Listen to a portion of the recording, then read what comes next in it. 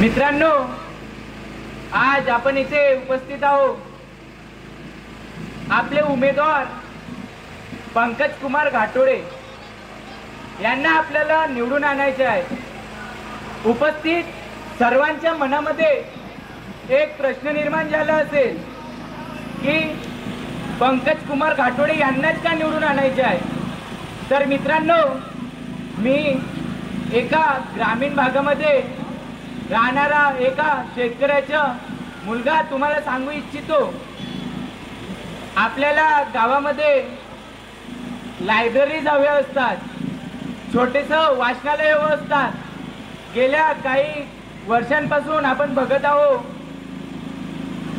खूप साऱ्या सत्ता येऊन गेल्या, खूपशा अशा पंचवार्षिक होऊन गेल्या, पण युवा तरुण वर्ग मित्रमंडळींनी दिलेले अर्ज आजपर्यंत पूर्ण झाले नाही। त्यानंतर आम्ही आमचे उमेदवार पंकज सर यांना मिळालो, त्यांना आम्ही समस्या सांगितल्या, त्याबद्दल त्यांचा प्रतिसाद आम्हाला मिळाला। मित्रांनो, जेव्हापर्यंत आपण त्यांच्याशी जुळू नये, तेव्हापर्यंत आपण त्यांना आपल्या समस्या सांगू नये, तेव्हापर्यंत ते काहीच करू शकणार नाही।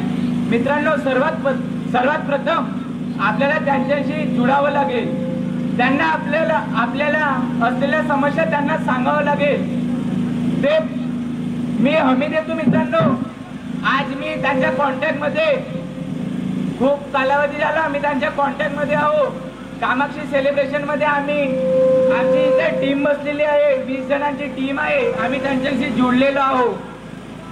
तर आम्हाला त्यांचा प्रतिसाद मिळाला की नाही, सरांना आम्ही ज्या काही समस्या सांगितल्या त्या आमच्या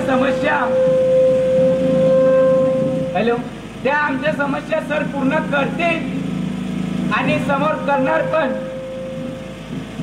फक्त त्यांच्यावर एक उमेद ठेवायची आहे, कारण म्हटले जाते ना मित्रांनो, हौसलों की नरकश में कोशिश का तीर जिंदा रखो, चाहे जिंदगी में सब कुछ हार जाओ, फिर भी मगर जीतने की उम्मीद जिंदा रखो, जीतने की उम्मीद जिंदा रखो। एक त्यांच्यावरती एक उम्मीद ठेवायची आहे मित्रांनो आपल्याला। आम्ही आमच्या गावामध्ये सर्वात प्रथम सर आले, बस छोटीशी अशी मीटिंग ठरली, त्यांना आम्ही आमच्या समस्या सांगितल्या, त्यांनी आम्हाला ठामपणे गॅरंटी दिली आणि सांगितलं तुमच्या गावात वाचनालय बनणार म्हणजे बनणार। आम्हाला असं आश्वासन आजपर्यंत कोणत्याच नेत्याने दिलं नाही। आम्हाला त्यांनी आश्वासन दिलं आणि आम्ही सांगतो ते आमचं आश्वासन पूर्ण करणार, कारण आम्ही आज त्यांच्यासोबत जुडून आहोत। मित्रांनो, तुम्ही पण जुडा, तुमच्या समस्या सांगा, तुमच्या समस्या पूर्ण करतील।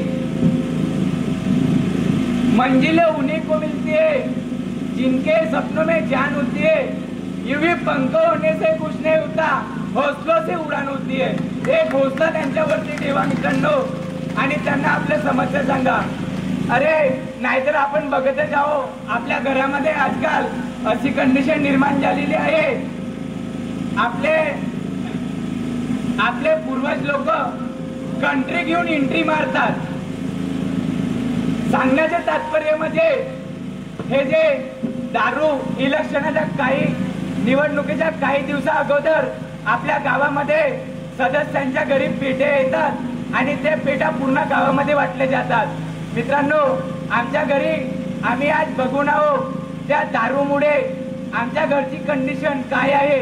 आमचा शेतकरी बाप यांना दारू वाटून देतात, त्याच्यानंतर आमच्या घरातली आई सुद्धा सुखी राहत नाही आणि आमच्या घरातली पूर्ण फॅमिली सुद्धा सुखी राहत नाही, कारण वातावरण त्या दारूमुळे पूर्ण बिघडून जातात। मित्रांनो, जर मागाचे आहे तर दारू ऐवजी दर पंचवार्षिक निवडणुकीला 10 कॉम्पिटेटिव्ह एक्झामचे पुस्तकं तुम्ही अवेलेबल करून द्या आमच्या गावामध्ये साहेब। दारूच्या ऐवजी 10 पुस्तकं अवेलेबल करून द्या। येणाऱ्या जाणाऱ्या सर्व मायबापाला एकच विनंती आहे की आपल्या घरामध्ये आज एक युवा हा शिक्षक आहे आणि त्याला वाचनालयाची खूप आवश्यक आहे, म्हणून प्रत्येक गावामध्ये एक वाचनालय बनलंच पाहिजे किंवा प्रत्येक घरामध्ये एक संगणकाचा वाटप झालाच पाहिजे असे माझे मत आहे.